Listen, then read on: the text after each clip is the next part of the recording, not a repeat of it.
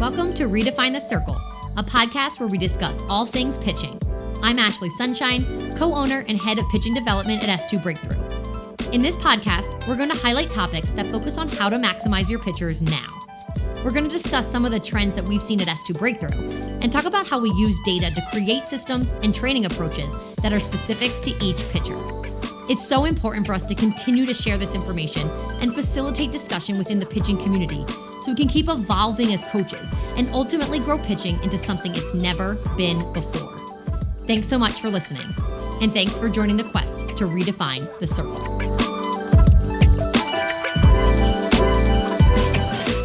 Hi everyone, welcome to Redefine the Circle. I'm Ashley Sunshine, co-owner and head of pitching development at S2 Breakthrough. This is episode 2 of series 3, which is all about the culture of velocity in softball pitching.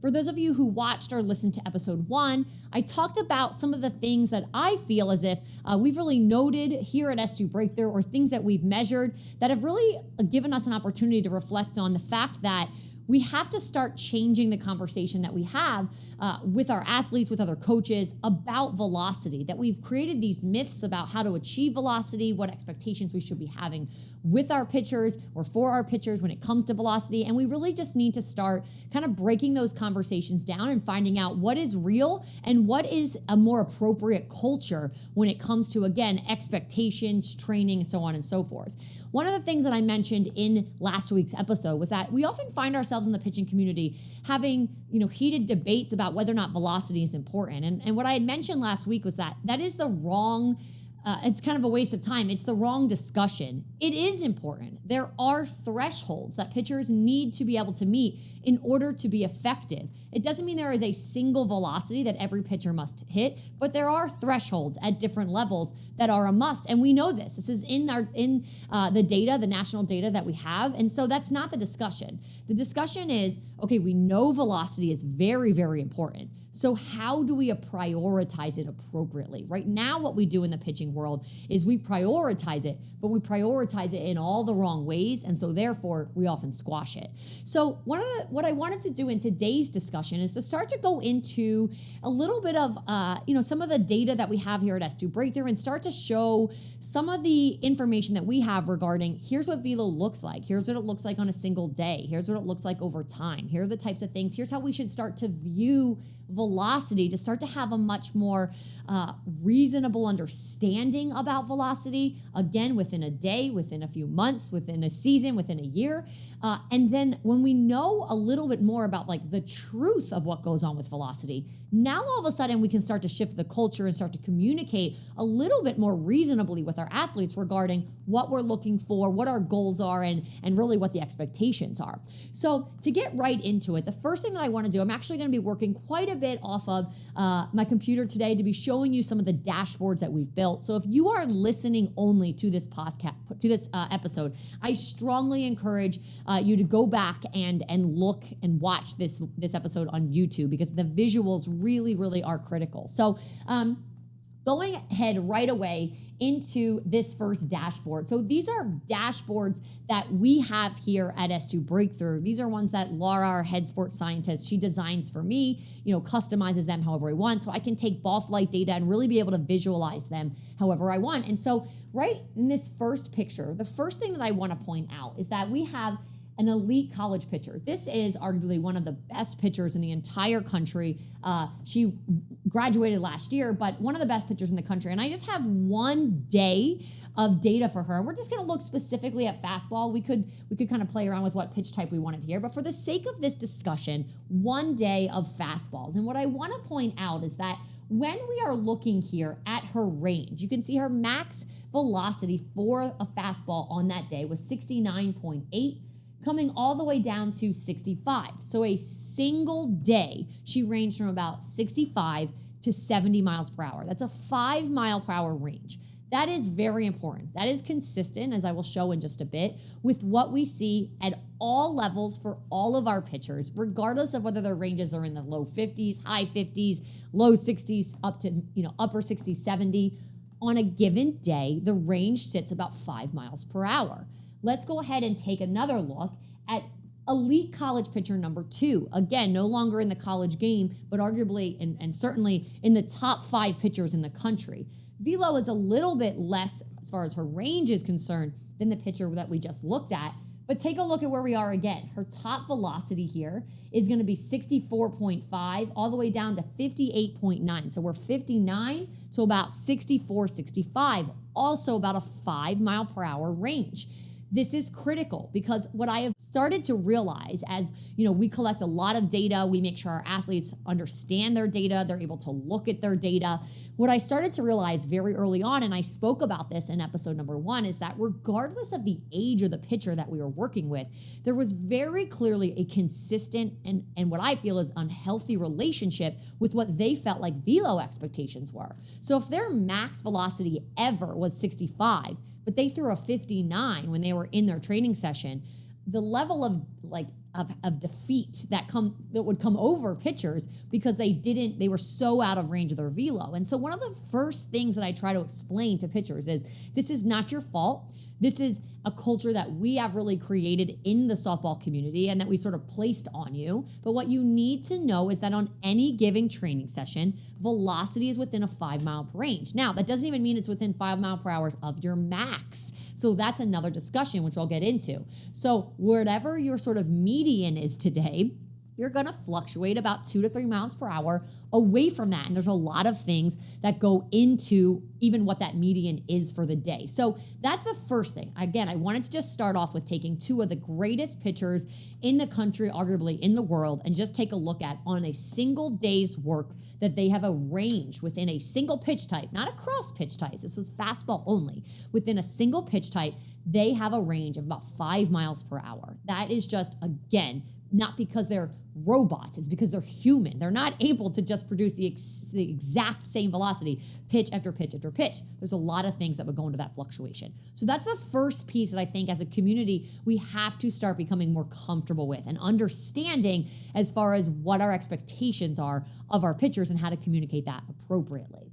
So I'm going to go ahead and slide to actually a screenshot here. The way that we look at velocity here at S2 Breakthrough is over time.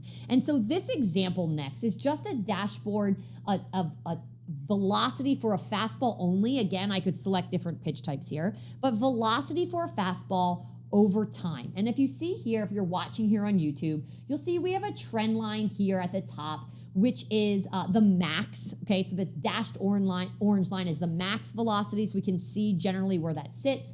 And then we have this sort of green-yellow line that goes through the medians of each of those to show a trend line, essentially, to really be able to easily visualize, is this velocity kind of sitting in a plateau? Is it going down? Is it going up? And I chose this example for a couple of reasons. One, the first thing that I want to note is that this is really how we need to look at velocity over time. If you look here, there are certain days, even days back to back, where one day's velocity, just generally, the entire range of 5 is significantly lower than the day before. And there's a variety of variables that go into that. It's not about panic mode if one day is different than the other day. Probably the number one thing that plays a role in velocity and our ability to basically be able to sustain power output, which is such a difficult task, is recovery. And we oftentimes in our sport and in our culture do not provide pitchers enough opportunity for recovery. We certainly don't link the discussion about recovery and velocity enough. I know that to be the case, but it's not about day to day or even week to week. It's really about generally, where you are, what time of year, what your expectations are, and where that trend line is going generally. So again, we don't spend time pitch to pitch talking about velocity. And we don't spend time day to day or even sometimes like 1 week to the next. It's about a bigger picture. Another reason why I chose this particular example, I should say, is because it spans from April to October. And so this was an athlete that she started. This is her initial assessment when she came all the way over here to the far left of this graph. This was her initial assessment. It was right at the start of her high school season. And so if you look over here in this first block between April and May and even into June, this is really her high school block. And so if I took a snapshot of just that date range, which I could here on this dashboard, if I took a snapshot of just that date range and drew the trend line, you would see it would be absolutely neutral. April. She's in season. We would not expect velocity to be going up, particularly not just in season, but in high school season, where the demands on the athletes are that 6 days a week, recovery is not a thing. It's just not in the discussion. That would obviously be another discussion for another time, another episode, but there is no recovery in high school softball. It's like Sundays maybe, and we know just the amount of work oftentimes these pitchers are doing during the week, that's certainly not enough. So she was holding steady, but certainly nothing from an incline. Velocity is not going up generally, nor would we expect it to, and that's an important part of the story. As we travel through this graph and we start looking a little bit more, now we're going to see, okay, now she's getting into June, going through her summer season. You can see particularly like midway through the summer into sort of like the end. This is really where you can see things start to pick up for her. So we're starting to see velocities start to go up as maybe tournaments settle down. She's getting away from that high school season. And so we start to see a shift here. Little bit of a break after her summer. Fall starts, she had a pretty light fall season, and so she really was able to do a bit of training. September, really not much at all. So if we follow between sort of August and September when she came back from a little bit of a break, we can clearly see that those ranges are starting to work up, meaning this is the time where now she's having appropriate training, appropriate recovery. We're seeing those trends go in the right direction. She played a little bit more from a game standpoint in about end of September, October, and then we can see she finished that fall season, really in great shape, hitting velocities that were much more like 63 when her initial assessment, her highest was about 59. So instead of pitch by pitch, day by day, we're looking at, this was about a 6-7 month spread. Now, none of this was really an off-season time frame, which I'll talk about in just a second here. It was throughout an in-season time frame for the majority of the time, high school, summer, through fall. But you could see she really was able to sort of come into the following off-season really one tier up from where she was initially. That doesn't mean that just because she hit a max there that all of a sudden, she's up, which is why these trend lines are important. They show you generally sort of where those ranges are sitting. And so two pieces of this discussion that I just really want to drive home. It's not about a single pitch that's accomplished on a single day. Even if, pitcher, example A here, she hit 65 on a single day, which is incredible. Okay, that's amazing. We want to celebrate with her, but she never hits that again. She shouldn't just feel like essentially that all she's doing is chasing a number that she's only hit once ever in her life. What she wants to be able to see is just follow these trends and see, like, generally are your ranges sitting a little bit more like, okay, they used to be 57 to 62. Now we're sitting a little more like, we're 59 to 63 or to 64. Like, this range is starting to grow and get a little bit stronger, and that trend line is starting to move up. This is a healthy way for us to start to look at velocity. Not a single number that you've hit one time. Maybe you hit that one time, Lord only knows what type of radar gun that you were on, or maybe it was a live setting where adrenaline was really pumping, and now all of a sudden that's like the number that every pitcher feels like she has to be throwing at all times. We have to get rid of those expectations and have to just start having different discussions. So this is really the way, again, we visualize velocity and the way in which we communicate velocity to our pitchers. Redefine the Circle is brought to you by Rapsodo Softball. Whether it's at the plate or in the circle, Rapsodo delivers all the data needed to enhance your players' development and to give us a platform to become more informed and better coaches. Rapsodo pitching is absolutely critical when it comes to maximizing your pitchers. In addition to measuring velocity, pitchers and coaches get a detailed look at all of the ball metrics that influence break. Spin rate, spin direction, gyro degree, spin efficiency. Together, these metrics tell a story about a pitcher's data profile. And to grow that profile and ultimately maximize what that pitcher can become, understanding the metrics is a must. Rapsodo not only provides high-level feedback in the moment, but also creates back-end reports so coaches and athletes can visualize and fully understand the entire story and how it's progressing. Rapsodo is such a powerful tool. Instant data, relevant metrics, innovative visuals, and don't forget the in-app slow-mo video that allows pitchers to watch their pitching patterns right alongside the ball flight metrics they yield. Bottom line, Rapsodo is a must-have in the world of player development. See the data, feel the results with Rapsodo's softball technology. So now let me go into back into that initial dashboard that I was just showing. And here's an example of someone who's in off season. Now, I'm going to change the dates here, so give me a second. And so what I want to point out is that this is a 8th grader. She's not even in high school yet. She's doing some off-season training. Little backstory, this is a picture where she has pretty poor deceleration patterns, and so she's already starting to experience pain in 8th grade because she's absorbing a lot of the energy at the end of her motion through inappropriate places like the neck and the shoulder. And so we are designing off-season training to really put her in an environment where intensity comes down. She's starting to learn to repattern, to move in more efficient ways, both in pitching and obviously through the foundation of strength and conditioning. And so velocity right now is really, it's not in the discussion. Not because I think that she should, you need to go down in velocity ultimately because, you can't handle that velocity. No, it's just as simple as where she is in age and where she is in her season. So yeah, we do want her throwing harder this year than she did last year. That's the goal of the program. We know that velocity is very important. And as she's, continuing to move up in her journey as a pitcher, we want to see those trends in the right direction. But right now is not the time. The priority is patterns. So this particular date range is just the early January, through the end of the month here. So through this month, we're starting to see a slight decline in her overall patterns. But when I look closely, we're going to look at, the all-time best on day one here is 53.5 versus 51.3. So a 51 to 54 range on the first day. And, on any given day here, we're looking at, 52.8, 50.9. So this is certainly not like she's plummeted 10 miles per hour, anything that would sort of be a red flag for us. But we can see generally her trend's going down. It should be going down. She is spending the majority of her training time in low velocity. When it comes time, so she's an 8th grader, she does not even begin tournaments until April. At that point, there's maybe 2 tournaments, and then May and June are her time. When we start to approach sort of the back end of off season and into preseason, we will start to pick up the amount that she's training at higher intensity, both from a pitching and strength and conditioning standpoint. And at that point, we will want to see those trends start to shift. That is really critical. Placing the demand on pitchers all year long to just be throwing their hardest velocities is insane. They can never achieve anything in their motion. They're just like on this merry-go-round of being the same version of themselves over and over. I mentioned this in last week's episode, but what's critical to understand is that velocity will always go up for young pitchers until about 18 months, maybe even 2 years post-puberty.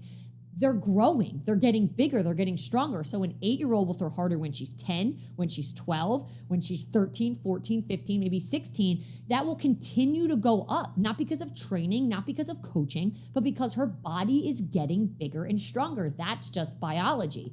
The difficult nature when it comes to having an influence on velocity is when an athlete's body has stabilized and solidified as far as strength and stability post-puberty. And so at that point, getting velocity to go up is really a challenge. This is often the plateau that a lot of athletes experience. This is the timing, I should say, of that plateau. So here is where this stuff really comes into play. This athlete is a few years post-puberty, so we know that this is going to be something that is not just on her own, she's going to go up in velocity. And so we know we need to identify what are the main things. So in my mind, better deceleration patterns ultimately are her ticket to being able to put higher velocity on the ball. So we are going to spend the majority of her off season really training for better patterns, give her a higher ceiling, and then wherever she ends that off season, we can feed that with higher intensity training to really maximize what she can do.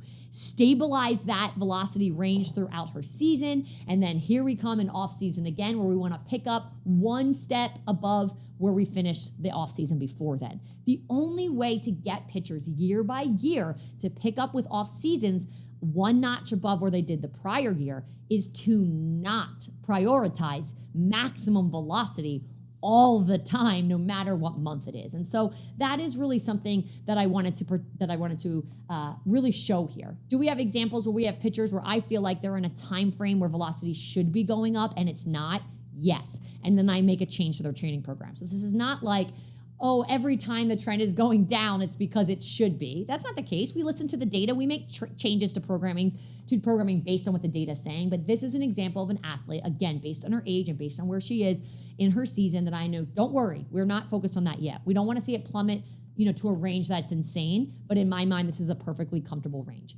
Okay, so in another fashion here, I'm going to switch modes and now look at a high school pitcher.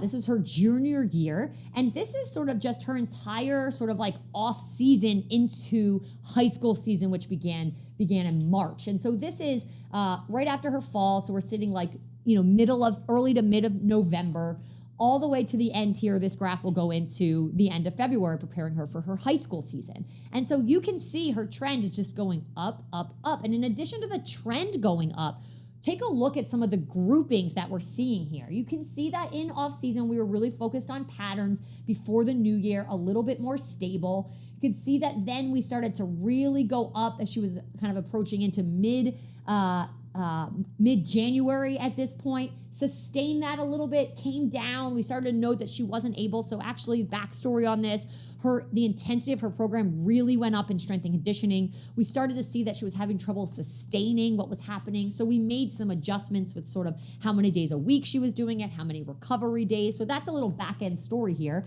And we let that data really give us that information. She's not able to sustain. So yes, we can get her to drive higher velocities, but she can't sustain it. And if you can't sustain it, then it's not going to translate. We are looking for trends that can move up and stay there. So then when we're looking at sort of, end of January all the way up to where she is here, she's preparing for high school season, you can see that these trends are working up, certainly able to hit velocity. So let's take a look where we are here, 63. Her ranges are pushing up towards 63, a lot more consistently. When we look all the way where she was when she finished her fall season, her top on any given day was about 58, 59. So that's a big jump. That's an entire tier. 58, 59 is a max coming off of the fall. By the time you're going into high school, you're sitting maybe comfortably. You're not always hitting 60, but you're starting to peak and push up to that, 60 to 63 range a little bit more consistently. I think this was just a great example of looking at a pitcher and making sure that she was achieving what we needed her to achieve based on where she was in the time of year. Again, there was a time frame there that the data was not telling us that was the case, and in came a program change, and primarily in came an adjustment to how much recovery she was getting. So these are things that I think we'll go into a lot more discussion in future episodes about, like how much recovery, what does workload look like, what does workload even mean when it comes to pitchers and it comes to training. But overall, want to just have this discussion about how we use dashboards and how we let velocity tell us stories about whether or not, our training programs and the athlete are really meeting the expectations that they should. The last thing that I want to show here is a final example. And this example here is just one simple variable. Let me get these dates changed here. But one simple example. So I had noted in last week's episode that, there's a lot of variables that affect velocity, like sleep, fatigue, stress, to name a few, where an athlete is in her menstrual cycle. Travel is a big one. So some of these variables, I'll be able to give more and more data as we're able to sort of visualize them a little bit better. But this one we do have, this is an example of an athlete who was young. She was a freshman in high school at the time, throwing very, very hard. So mid to upper 60s as a freshman is obviously something that makes her special. So velocity is a very important part of her story. So she would come here to S2 Breakthrough. She would fly across the country, come here to S2 Breakthrough, and her range of velocity would be, what she considered very low. So if I'm looking at these numbers, 62.5, 60, and she was having like panic attacks essentially, like, this is crazy. I swear I throw harder than this. And what I had to explain to her is you had a full day of school yesterday. You get off the plane, you wake up first thing in the morning, you get a full day of school, you get on the airplane, you travel all night, you wake up first thing in the morning, now you're here at S2, like your body's exhausted. You're not going to hit your max range. Generally, your whole range of 5, let's say, it's not a set 5, but your whole range of 5 is going to be down when you're here. I'm not worried about that. You can measure velocity anywhere that you are. We're using the tech in a lot of different ways here to help athletes understand their story. Velocity is as simple as take out your pocket radar when you're at home. And so this particular athlete she has access to Rapsodo at home. And so what I wanted to bring this example in for is because take a look at these 5 days of data or 6 days of data that she was able to collect. These three that I'm pointing over, 1, 2, 3, where her range is very clearly something from about, 60 to 63 about. These were the days where she was at S2 Breakthrough. These were travel weekends versus the 2 times that she was able to use Rapsodo when she was in the comfort of her own space in her own home. She's at hitting 65, 66. You can see just generally her maxes are bigger and her range is smaller. So I think the bottom range of where she is, 63.4 is the bottom of her range at home. That really meets the top of her range when she was here. What I want to explain about this example is that travel affects velocity. And so especially in the crazy culture at the youth level where pitchers and athletes are traveling all over the country most months of the year, we certainly cannot put our athletes on an airplane on Friday, have them have an 8 a.m. game on Saturday and radar them and ask them why they're throwing 60 versus 64. That is like, from my standpoint, shame on us as coaches because we don't have enough knowledge about what even goes into those things. And now all of a sudden we're making it, turning the story as if something's going on with the pitcher. So this is, I just think, so important. It only took a handful of sessions for this pitcher to clearly realize okay, I don't have to panic about velocity when I go to S2. I know the reasons why it's down. I'm on Rapsodo, the same device. It's not a change in a different, form of, she's using a radar gun here or a pocket radar, a stalker and a Rapsodo. It's a Rapsodo. It's the exact same device. It's just home when she's not traveling versus when she's here, and it's a really quick turnaround. So something to keep note of, I think, that's just one variable, it's travel. And I think obviously at the college level, that's an important conversation as well, as our athletes are most of the time traveling on Thursday and they turn around on Friday. There's a lot of variables that really go into this. And I think it doesn't mean, okay, that now our athletes need to travel on Tuesdays or Wednesdays. That's obviously not even feasible at a college level. I do know that in other sports at the professional level, they take things like this into account of how much time an athlete needs to recover from travel in order to produce max power. That's likely not the discussion we're talking about at the collegiate level, but we at least need to know the appropriate expectations. So it's important, again, for us to inform ourselves, for us to have the data, for us to have the knowledge, to be able to start to have more realistic understanding and more realistic expectations about velocity so that then we can pass that on to our pitchers and set them up for just a better understanding and a healthier relationship with velocity. Hopefully this discussion is just a good starting point for us to start as a pitching community, start to redefine the culture that we create around velocity. Just starting to look at the details of actually what goes into it, how we really should be building relationships between velocity and our pitchers, getting them to understand those relationships in order to ultimately maximize their ability to build velo throughout their journeys as pitchers. I can't really reiterate this enough. At S2 Breakthrough, we absolutely prioritize velocity. So when I say that we can't be pushing velocity all year long, no matter what time of year, it doesn't mean because we don't think that velocity is always the most important thing. It's because we know how important it is that we have to truly understand the ins and outs of it in order to maximize it. So again, hopefully this discussion is just a great starting point for us to kind of throw some things back and forth, get rid of some of the old myths that we've really held on to for so long, and really start to grow what we can do with velocity in our game across the board at all levels. As a reminder, if you were listening to the audio version of this episode, I highly encourage you to go to the YouTube, because I think particularly for this episode, the dashboards, following along and looking at some of that data is really just critical to be able to kind of see the story as a whole. Thank you so much for watching and listening this week. Looking forward to another discussion about velo and velo culture next week. Until then, as always, quest on to redefine the circle. Thanks, guys. Thanks for listening to today's episode. I'd love to connect and hear your feedback. You can contact me directly at ashley@s2breakthrough.com.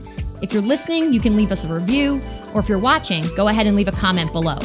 Also, be sure to follow S2 Breakthrough on all of our social media channels and subscribe to Stream S2 to find all things player development. Until next time, quest on.